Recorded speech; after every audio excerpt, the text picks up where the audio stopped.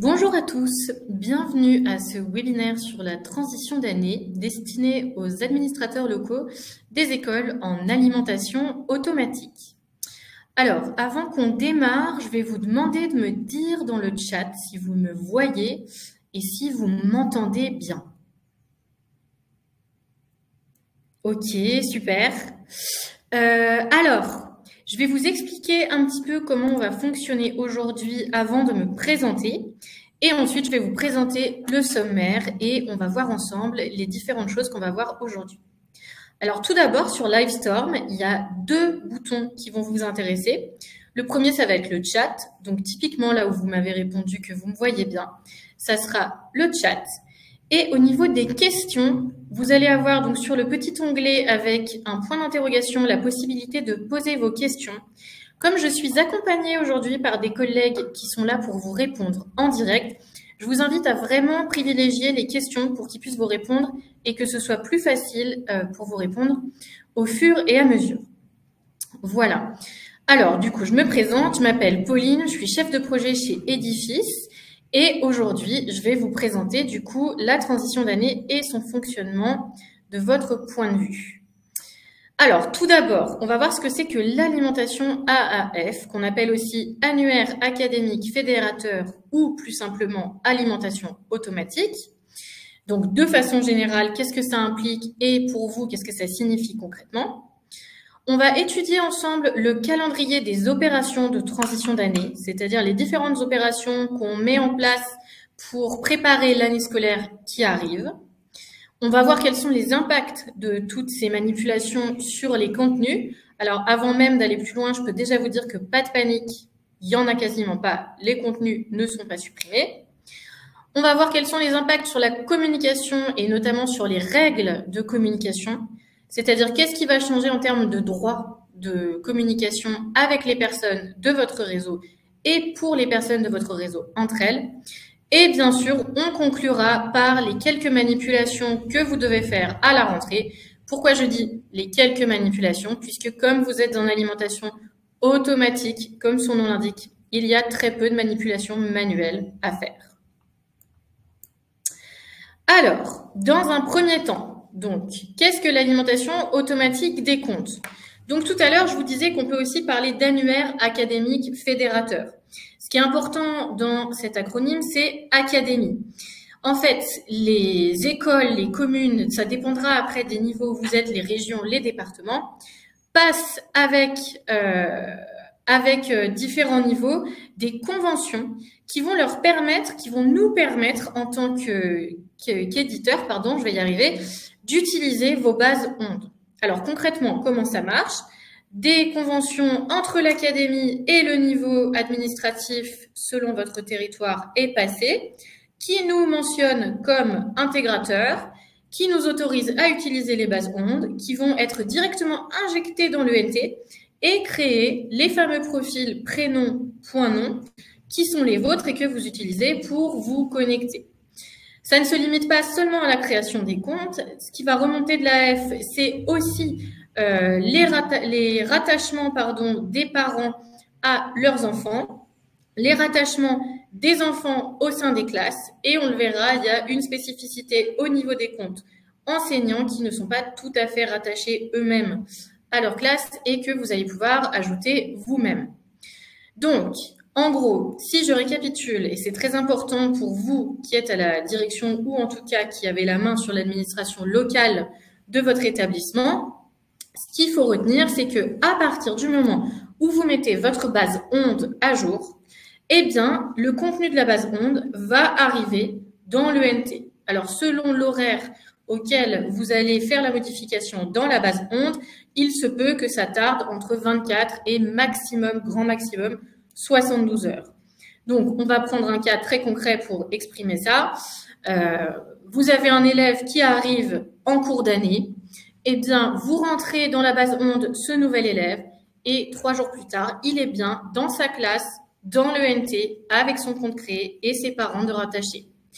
Donc, en période de rentrée scolaire, le plus important, c'est surtout de mettre à jour la base onde pour que l'ENT soit lui-même mis à jour. Alors, avant que je continue, puisque là, on est vraiment en préambule, est-ce qu'il y a déjà des questions ou pas à ce sujet? Je vais vous laisser à nouveau les poser dans l'onglet « Questions », puisque moi, je vais continuer et mes collègues vont pouvoir vous répondre en direct. Alors, je continue, je laisse la main à mes collègues pour répondre aux éventuelles questions. Comment ça se passe très concrètement? Donc, cette alimentation automatique des comptes dont je viens de vous parler, elle vaut toute l'année. Elle vaut toute l'année jusqu'au 5 juillet précisément. C'est-à-dire qu'à partir du 5 juillet cette année, la date évidemment est susceptible de changer d'une année à l'autre. À partir du 5 juillet cette année, on va cesser de recevoir les alimentations automatiques des comptes. Qu'est-ce que ça signifie concrètement? Ça signifie que du coup, si vous mettez à jour vos bases ondes, ça n'a plus aucun impact dans l'ENT. Il ne se passe plus rien, ça reste figé en l'état, donc à la date maximum du 4 juillet 2024. Donc, l'ENT, néanmoins, reste ouvert tout l'été, c'est-à-dire que vous avez la main. Je vais avoir la possibilité de vous le montrer en console, c'est très simple. C'est à vous de décider si oui ou non vous souhaitez laisser les comptes ouverts en été. Vous avez la possibilité pour les bloquer. Concrètement, il n'y a plus d'évolution. La situation reste telle qu'elle est jusqu'à l'opération de transition d'année qui arrive en général autour du 28-29 août. Et cette opération de transition d'année, elle va impliquer que les classes de l'année qui est en train de s'écouler vont être supprimées. Donc, les classes vont être supprimées, mais les contenus, et on va avoir le temps de le voir, eux resteront à la main de leurs usagers. Donc, avec la suppression des classes, donc un enfant qui est en CE2 va passer en CM1 ou éventuellement redoubler. En tout cas, la classe de CE2 ne sera plus la même que l'année passée. Le groupe classe qui a été automatiquement créé par la remontée onde dont on a parlé ne vaut plus. En conséquence, les partages faits vers les classes ne valent plus non plus. Très concrètement, je vais vous montrer comment ça fonctionne après, quand je vais passer en mode démo, pour que vous sachiez bien comment les conserver. Il y a quelques manipulations. Si vous souhaitez néanmoins laisser l'historique aux personnes à qui vous l'aviez partagé dans un premier temps. Ensuite, vous allez avoir évidemment une reprise de l'alimentation automatique des comptes qui va avoir lieu la veille de la rentrée lors de la bascule onde. Alors, j'anticipe déjà les questions. Pourquoi la veille de la rentrée et pas avant? C'est une prérogative nationale, c'est partout pareil. On n'a pas la main là-dessus à Edifice pour faire une modification. Il y aura donc reprise des chargements et c'est partout comme ça en France, la veille de la rentrée. Et donc là, évidemment, c'est la même chose que ce que j'ai dit jusqu'ici. Il faut que la base onde soit propre pour être chargée dans l'ENT en temps et en heure. Et ensuite, à partir de là, eh bien, on va reprendre la routine qu'on avait tout le reste de l'année, c'est-à-dire que les alimentations automatiques des comptes vont se remettre à jour tous les jours. Tous les jours, et ça vaut toute l'année. Donc, selon les académies, il y a parfois des coupures le week-end. C'est pas le cas partout. Quoi qu'il en soit, mon conseil, c'est vraiment de mettre à jour la base onde de votre établissement le plus possible pour être sûr que ça fonctionne bien dans l'ENT comme vous le souhaitez. Alors, donc ça, c'est ce que je vous disais. Vous allez aussi d'ailleurs pouvoir, j'en profite pour le signaler, je vais basculer entre la présentation PowerPoint et la plateforme de démonstration que je vais projeter juste après. Vous allez pouvoir récupérer le PowerPoint que je suis en train de vous présenter. À la fin du webinaire, il y aura une petite info bulle qui apparaîtra ou qui apparaît peut-être déjà, avec un nuage qui devrait être en haut à droite. Vous allez pouvoir télécharger la présentation et d'ailleurs voir le webinaire en replay autant de fois que vous voulez. Donc, sur cette slide est présentée l'information que je vous donnais tout à l'heure, c'est-à-dire que va y avoir chargement des nouveaux annuaires, les nouveaux comptes vont être chargés, ceux qui étaient déjà là vont simplement changer de niveau ou rester dans leur niveau, et ensuite cette mise à jour automatique, elle repart pour l'année à venir de façon routinière. Alors, ça, c'est pour vous vraiment dans Onde. Qu'est-ce qui est indispensable qu'il faut qu'il y ait dans Onde pour que ça remonte correctement dans l'AF? Il faut que l'élève apparaisse comme admis définitif. Sinon, il ne sera pas créé, il ne sera pas chargé.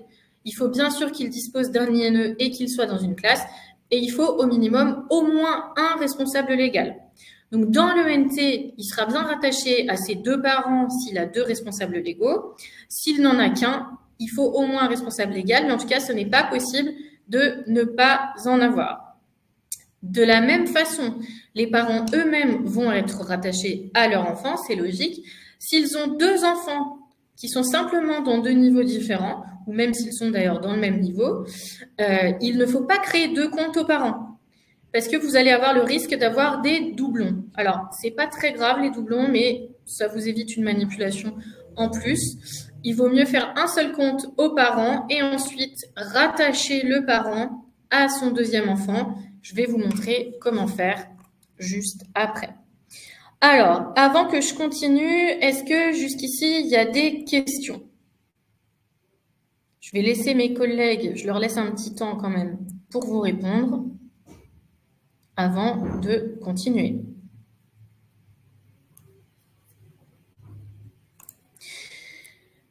Ok, alors, chaque contenu est conservé. Ça, c'est vraiment très important. C'est-à-dire que les contenus que vous allez avoir fait, si vous avez par exemple créé un blog et que vous l'avez partagé à la classe de CE2, il va bien être conservé. Simplement, la classe de CE2 changeant, elle ne verra plus le blog en question.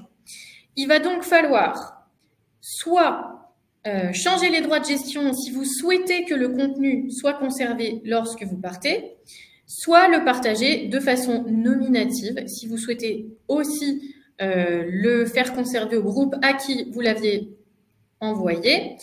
Et en revanche, si vous faites des partages envers des groupes manuels ou des groupes structures, je vais vous montrer tout de suite à quoi ça correspond, pas de panique, les groupes seront conservés. Voilà, donc en gros, ce qu'il faut retenir, c'est que c'est les groupes classes et les groupes d'enseignement qui sont supprimés. Le reste des partages est conservé. Alors, je vais partager mon écran pour que vous voyez bien ce que je fais. Alors, n'hésitez pas en attendant à poser vos questions dans l'onglet questions. Et normalement, tout le monde voit bien mon écran. Donc là, je suis connectée avec le compte d'Alban qui est directeur de l'école Rimbaud. Donc, je suis sur une plateforme de formation. Je n'ai pas accès à vos contenus. Et avant de vous montrer comment modifier les partages, je vais vous montrer d'abord comment vérifier que vous êtes bien en alimentation automatique. Je suis désolée, j'aurais pu le faire au préalable. Donc, je vais peut-être aller un petit peu vite. Dans mes applications, je vais ici sur la console d'administration. Sur la console d'administration, je vais cliquer sur la gestion de l'établissement. Et ici, vous verrez bien source d'alimentation des comptes. Moi, évidemment, je suis sur une plateforme de formation, c'est nécessairement manuel. Vous, normalement, il y a marqué automatique. Si par hasard, il y avait marqué manuel ou CSV sur votre source d'alimentation des comptes, eh bien, pas d'inquiétude, il existe d'autres webinaires dédiés à la source d'alimentation des comptes manuels qui peuvent aussi correspondre à votre besoin pour la rentrée. Donc voilà, pardon, je vous disais, donc je me suis connectée en tant qu'Alban, j'ai été vérifier ici si ma source d'alimentation des comptes est bien manuelle. Et ensuite, pour ce qui relève des contenus que vous allez pouvoir partager aux personnes de votre établissement. Alors, est-ce que j'en ai un qui est plus joli? Voilà. Par exemple, celui-ci. Vous allez avoir ici le petit bouton de partage qui va apparaître. Donc, vous cliquez simplement sur les 3 petits points. Vous allez pouvoir cliquer ici sur partager. Et donc là, vous avez donc le partage que j'avais fait au préalable jusqu'ici. Dans le cas présent, si je souhaite le partager envers un enseignant, par exemple, Stéphane, qui était celui qui apparaissait, je peux lui donner le droit de gestion, auquel cas, il va pouvoir continuer à mettre à jour la ressource comme s'il en était le propriétaire. Et d'ailleurs, vous voyez que quand on clique sur gestion, Par défaut, cela clique sur contribuer. Gestion, c'est vraiment votre droit, votre super droit, on va dire, c'est le droit ultime. Ça vous donne les mêmes droits que si vous étiez le créateur de la ressource. Donc, modifier cette fenêtre de partage que je suis en train de vous montrer, rajouter des contenus, évidemment, et voilà, c'est à peu près tout. Ensuite, ce que je vous disais, c'est que les ressources que vous partagez à des groupes, classes, par exemple, ici, si je tape CE2, au moment du passage à l'année supérieure, ils ne vaudront plus puisque on va changer de groupe classe. Tout ce qui relève de l'alimentation automatique étant en cours d'évolution, c'est ce partage-là qui va être supprimé. Donc, si je clique par exemple sur parents du groupe CE2, toutes ces personnes ici, lorsque l'on va faire les opérations de transition d'année, ne verront plus, en l'occurrence, mon cahier que je suis en train de vous montrer. Donc là, je vais le retirer pour ma démonstration. Donc là, vous avez la possibilité d'envoyer à une personne de façon nominative et vous avez aussi la possibilité d'envoyer au groupe de profil de votre établissement. Donc, vous voyez là, moi, j'ai tapé quelques lettres qui correspondent à mon école. Mon école s'appelle Arthur Rimbaud. Si j'envoie à tous les enseignants de l'école, ce groupe n'étant pas supprimé l'an prochain, tous les membres de ce réseau étant à l'intérieur de ce groupe vont continuer à le recevoir. Donc ça, c'est une option. Et enfin, dernière possibilité, si vous souhaitez par exemple partager à l'ensemble d'une classe, à toute une classe des ressources, et que vous êtes obligé de taper donc à chaque fois le nom de chacun des élèves, c'est un peu fastidieux. Vous allez pouvoir, plutôt que de refaire à chaque fois l'ensemble des recherches, vous allez pouvoir enregistrer un favori de partage. Par exemple, je vais l'appeler transition. Et la prochaine fois que je vais faire un partage, donc en prévision de la rentrée scolaire pour éviter que ma ressource ne se perde, il me suffira de taper dans mon exemple transition ou bien le contenu que vous aurez choisi de mettre pour votre favori.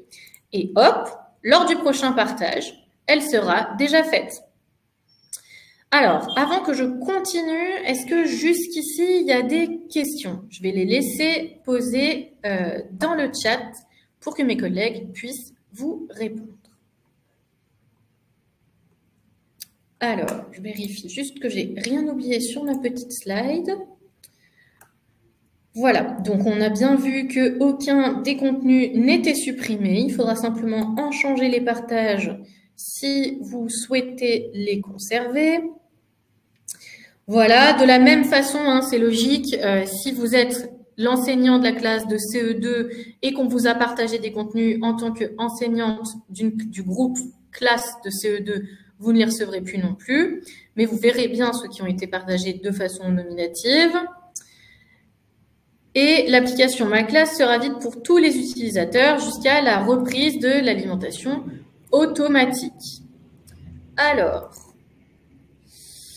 voilà. Donc, avant de continuer sur la petite présentation, je vais revenir ici en mode démo et je vais vous montrer une autre astuce.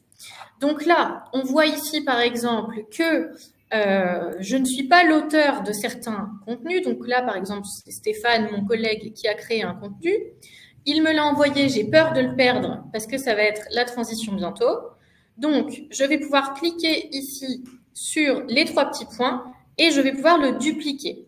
Alors, attention, on ne peut dupliquer que les cahiers. Les autres ressources ne sont pas toutes duplicables. Dans le cas d'un cahier, en tout cas, je vais pouvoir le dupliquer.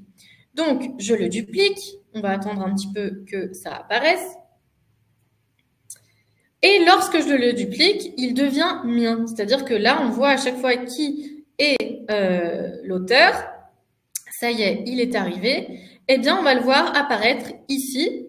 Et maintenant, je vais pouvoir donc évidemment le modifier, le partager et en faire le contenu que je veux avec. Alors, hop, il veut pas.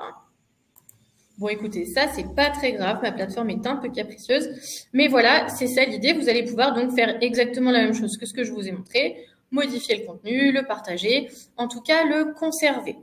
Si vous faites beaucoup de duplications et que vous vous retrouvez avec beaucoup de contenu, vous allez aussi pouvoir mieux vous organiser en créant un dossier. Par exemple, donc là, je vais créer le dossier 23-24. Et à l'intérieur, je vais pouvoir décaler, déplacer mes contenus et les mettre dans par exemple ici, 23-24. Donc, je clique et j'arrive ici sur déplacer. Je peux continuer. Ah, celui-ci est un peu long, pardon, on va le faire là. Mon réseau n'est pas merveilleux.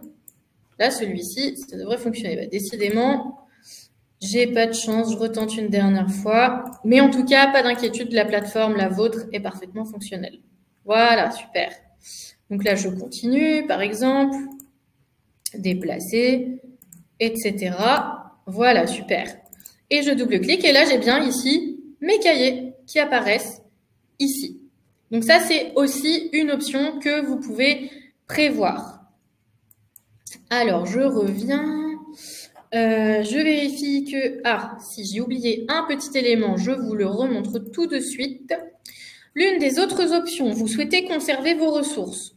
Vous allez aller pouvoir, lorsque vous cliquez dessus ici, donc sur ces fameux 3 petits points, vous allez pouvoir aussi les imprimer. Alors, il y a 2 choses qui vont être possibles. D'abord, l'impression PDF qui, vous voyez, se propose naturellement. Donc là, ça va me télécharger un PDF. Donc, on va attendre qu'il se télécharge gentiment. Donc, par exemple, nom du fichier cahier. Hop. Voilà. Voilà, très bien. Donc là, je vais l'enregistrer et ça sera tout simplement un PDF classique. Téléchargement. Bon, j'avais mis un mauvais titre, mais là, vous aurez simplement... Bah, décidément, j'ai pas de chance. Mais voilà, c'est un PDF, un simple PDF. Et sinon, vous allez avoir, donc quand vous avez cliqué ici sur imprimer, vous avez cette page qui est apparue. Et donc là, en fait, c'est une page HTML. Donc vous allez pouvoir conserver le lien et vous allez garder, et c'est ça qui est intéressant, le caractère interactif de son contenu. Donc là, vous avez bien toutes les photos. Si vous avez mis des vidéos, il y aura des vidéos, etc., etc. Donc là, il y a plusieurs options ici pour conserver les ressources qui vous sont proposées. Je reviens sur mon PDF, je vérifie. N'hésitez pas entre-temps si vous avez la moindre question. Alors, donc, qu'est-ce qui va changer au niveau de la communication? Donc, vous avez un droit, vous êtes enseignant et à ce titre, vous allez avoir la possibilité de conserver toutes les règles de communication qui sont celles des profils enseignants, c'est-à-dire que vous allez pouvoir communiquer avec tout le monde. Néanmoins, lorsque vous mettrez les filtres de la classe, à partir de fin août, vous allez pouvoir retrouver les parents et les élèves de vos anciennes classes, mais évidemment, ils ne seront plus dans les mêmes classes que l'an dernier. Vous ne pourrez plus, les élèves ne pourront plus envoyer de nouveaux messages, donc il s'agit plus de messages que de mails, on est dans une messagerie interne, à leurs enseignants de l'année scolaire passée, ni bien sûr aux élèves de l'année scolaire passée.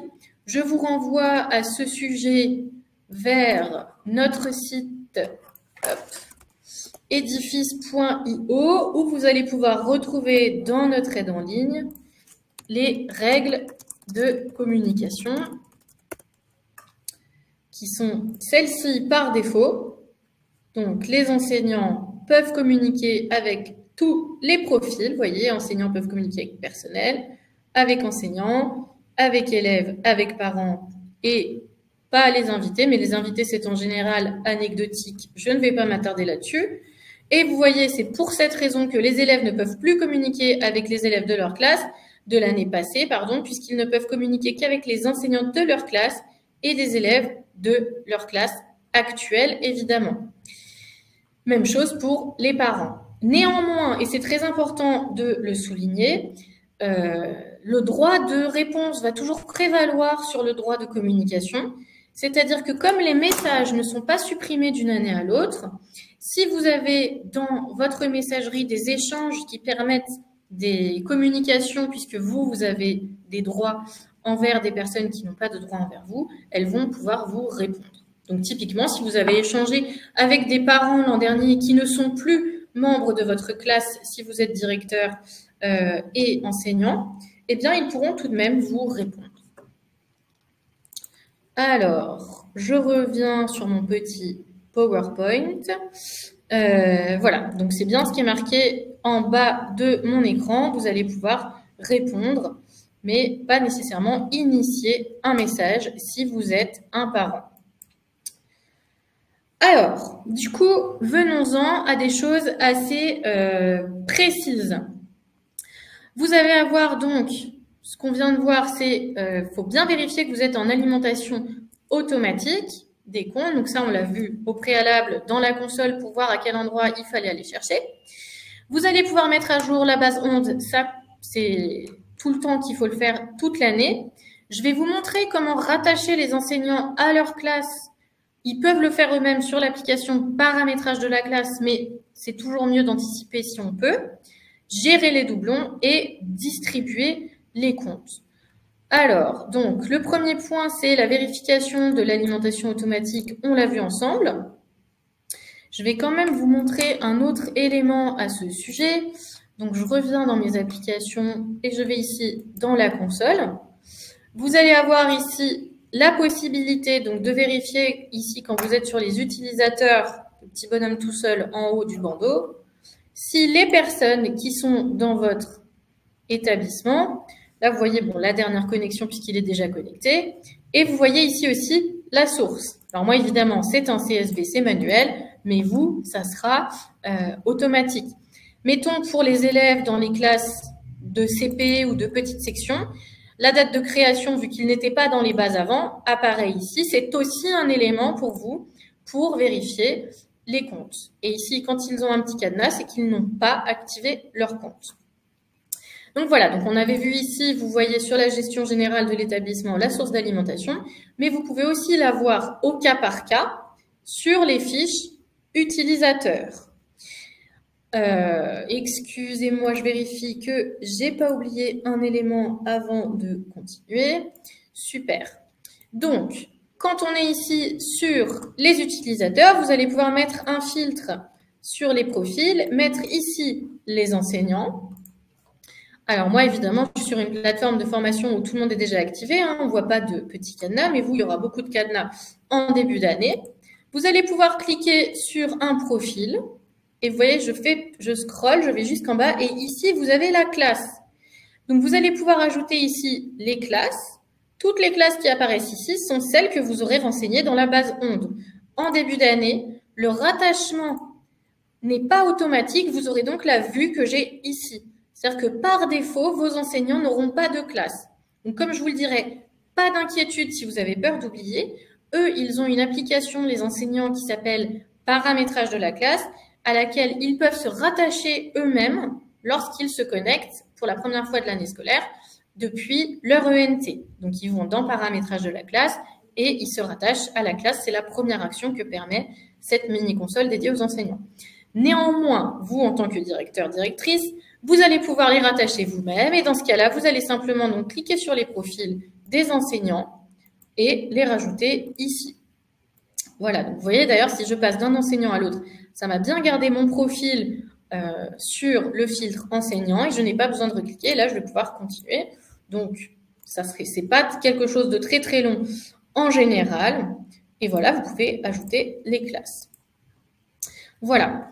Dans la même veine, tout à l'heure, je vous ai dit que si vous aviez des parents qui avaient plusieurs enfants et que vous ne les rattachez qu'une fois qu'il y a un enfant dans la base onde, pardon, vous allez pouvoir faire exactement la même chose, c'est-à-dire choisir un parent ici et le rattacher. Donc, je descends, je fais exactement la même manipulation à son enfant. Et donc là, il peut en avoir 3, 4, 10 même en théorie. Et vous allez pouvoir les rattacher à chaque fois. Voilà, aussi simplement que ça. Alors, avant que je continue, est-ce qu'il y a des questions? Je vais laisser mes collègues vous répondre avant de continuer sur les actions de début d'année. Je laisse une petite minute quand même, parce que je vous donne beaucoup d'infos d'un coup.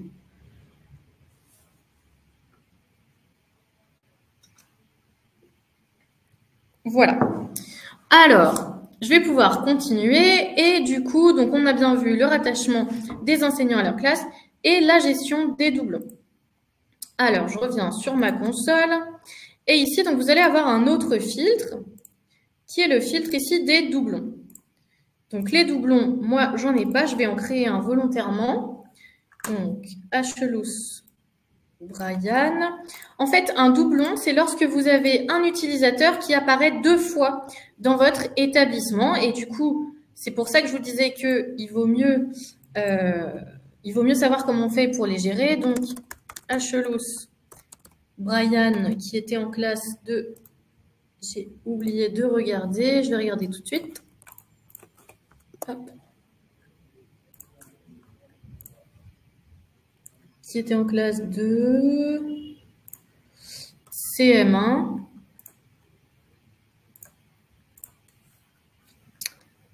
Ah, j'ai créé un profil personnel. Ah oui, pardon. Il faut, si c'est... c'est pas grave, je vais remettre un profil personnel en classe de CM1. Bon, bah là, il ne me l'a pas détecté. C'est pas grave. Dans ce cas-là, ce que je vais faire, c'est que je vais vous montrer plutôt sur notre page ici. Comme ça me permettra de vous montrer comment naviguer dans cet espace d'aide. Vous allez pouvoir, ici, dans votre aide en ligne, chercher aussi au niveau des doublons. Donc, gérer les doublons.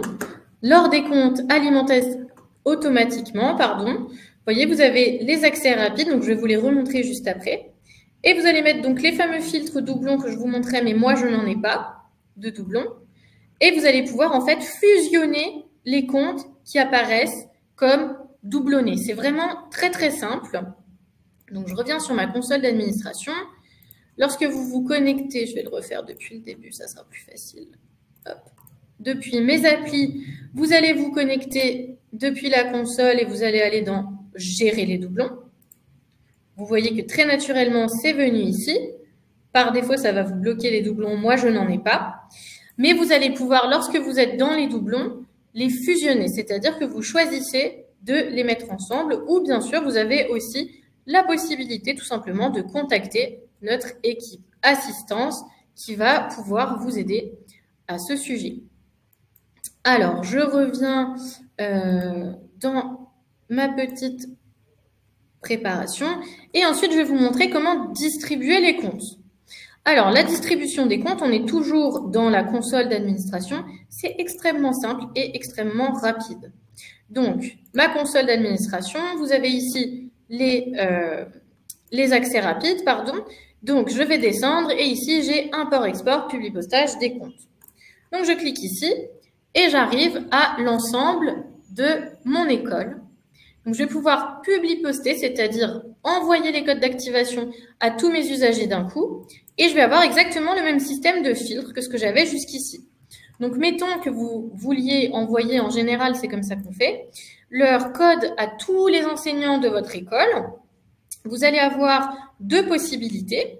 Soit vous les envoyez par mail, donc évidemment, il faut qu'ils aient tous un mail qui apparaît ici dans le courriel. Soit vous allez pouvoir les imprimer. Donc, je vais vous montrer les 2 façons et je vais vous expliquer pourquoi il y en a 2. Donc, d'abord, vous allez pouvoir filtrer votre liste. Vous dites, bah voilà, moi, l'an prochain, j'ai toute une partie de l'équipe enseignante qui sait déjà comment utiliser la plateforme. Je n'ai pas besoin de leur renvoyer leur code d'activation. Ils sont déjà activés. D'une année sur l'autre, vous gardez le même prénom, point, nom et bien sûr le même mot de passe que vous avez choisi. Donc, ceux qui sont déjà activés ne m'intéressent pas. Donc, je ne vais prendre que les utilisateurs non activés. Et je veux qu'ils aient un courriel. Donc, avec courriel. Alors, moi, sur ma plateforme, personne n'a de courriel, mais c'est pas grave, je vais vous montrer comme ça. Donc là, vous avez bien à nouveau cette petite coche fermée qui apparaît, qui indique qu'ils ne sont pas activés. Vous avez ici le code d'activation qui apparaît, qui vous indique aussi que, puisqu'il n'a pas été utilisé, il est toujours là, le code, le compte n'est pas activé. Et ici, vous avez 2 options. Vous avez générer un PDF ou envoyer par mail. Donc, quand vous cliquez sur envoyer par mail, bon là, en l'occurrence, moi, j'ai 0, mais vous auriez le nombre de courriels qui apparaît. Là, vous allez pouvoir cliquer sur confirmer. Dans les bases ondes, en général, les mails sont ceux des bases académiques. Donc, c'est souvent les @ac et l'académie dans laquelle vous êtes. Donc, vous allez cliquer sur confirmer. Ils vont tous recevoir leur code d'activation par mail. Vous avez une autre possibilité qui est celle d'imprimer les publi-postages en PDF. Et donc là, vous allez cliquer sur... Donc là, j'ai réduit pour éviter de consommer trop de papier. à 8 par page. Je clique sur « Générer en PDF ». C'est un peu long, hein, désolé, sur ma plateforme.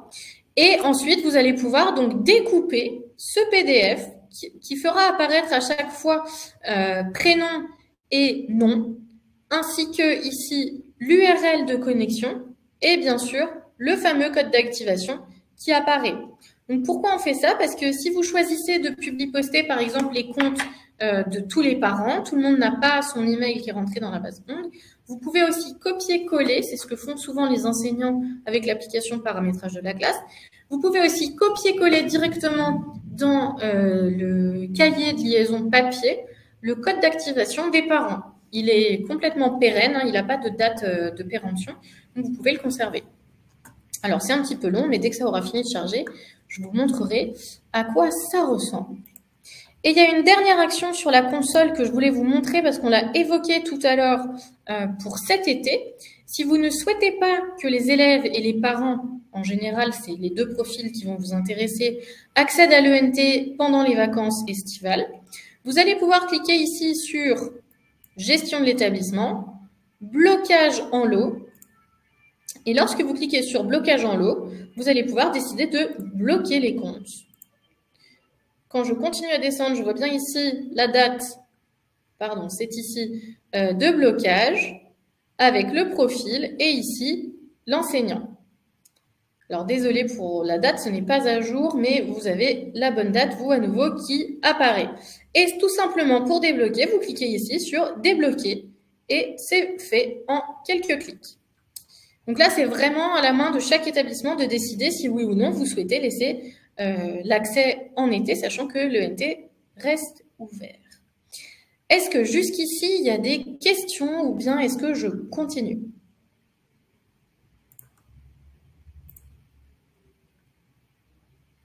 Alors, je laisse mes collègues répondre aux questions et j'avance.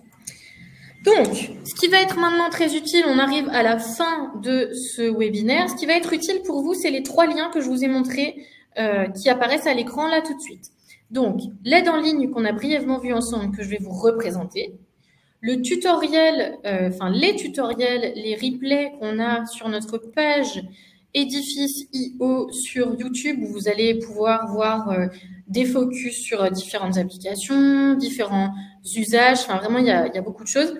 Et bien sûr, la newsletter, le coin des profs, à laquelle je vous invite très chaudement à vous inscrire, puisque le coin des profs va vous permettre d'avoir une fois par mois, c'est pas trop, ça pollue pas trop, les nouveautés avec des retours d'usage des enseignants qui utilisent nos outils, des conseils, des ressources et des événements du type les ConfKids, par exemple. On en avait fait une avec Christophe Galfard qui était sur l'espace. Il y avait eu 1200 classes inscrites, pour vous donner une idée. Donc voilà, vous avez tout ça dans la newsletter, donc je vous invite vraiment à vous y intéresser. Et en attendant, je vais vous montrer du coup les différents outils sur notre site. Donc je reviens, vous tapez edifice.io, c'est simple, et vous arrivez sur notre page. Les aides et tutos, je vais vous inviter à regarder ici Démarrer sur One. Ça va être le premier que je vais vous montrer, où vous allez avoir pour ce démarrage d'année prochaine plein d'astuces avec des liens vers des vidéos de formation que vous allez pouvoir consulter. Les étapes pour bien démarrer. Donc ici, les comptes utilisateurs. Donc là, vous allez voir plutôt du point de vue des enseignants puisque on voit ici la plateforme, l'application, paramétrage de la classe. Les webinaires auxquels vous allez pouvoir vous inscrire. La présentation aux parents, la formation plutôt des élèves. Donc, en général, les élèves se connectent à partir du cycle 2. La création d'un blog, comment ça fonctionne. Et l'implication des parents avec le cahier de texte, par exemple. Et vous allez avoir ici une petite checklist. Si vous cliquez sur télécharger, vous avez un PDF qui apparaît. Et ici, vous avez tous les liens que je viens de vous montrer qui apparaissent. Donc ça, c'était le premier point que je voulais vous montrer sur notre site. Et le deuxième, c'est notre aide en ligne qui est ici lorsque je clique sur l'aide en ligne. Et vous allez avoir donc, tout à l'heure, j'ai tapé règles de communication, par exemple. Donc, vous pouvez décider de naviguer dans cette aide en ligne avec des mots-clés. Vous pouvez également décider d'aller dans les rubriques. Donc, initialisation et administration, ça vous est vraiment dédié à vous. Vous allez pouvoir regarder ici, lorsque vos comptes sont alimentés via l'AF, par exemple, comment ça fonctionne. Donc, tout ce qu'on a vu ici, rattacher les enseignants, vous allez pouvoir vérifier, la gestion des doublons, etc. Vous allez pouvoir voir l'ensemble des applications détaillées au cas par cas. Donc, vraiment, je vous invite à vous saisir de cet outil. Et si besoin, vous pouvez aussi faire des demandes à notre assistance. C'est très important. N'hésitez pas à aller regarder comment fonctionne l'application assistance, puisque, pour rappel, nous avons une équipe dédiée dont le travail est de répondre à vos demandes, qu'il s'agisse de difficultés d'usage ou même de conseils. Vous pouvez demander des conseils en fonction de vos différents projets. Voilà, j'espère que ce webinaire vous aura plu et je vous souhaite une bonne journée. N'hésitez pas, si vous avez encore des questions, à les poser dans le chat. Je vais laisser le contenu ouvert, enfin le webinaire ouvert, et ensuite vous pourrez récupérer le replay et vous allez pouvoir aussi récupérer le PDF. Bonne journée, au revoir.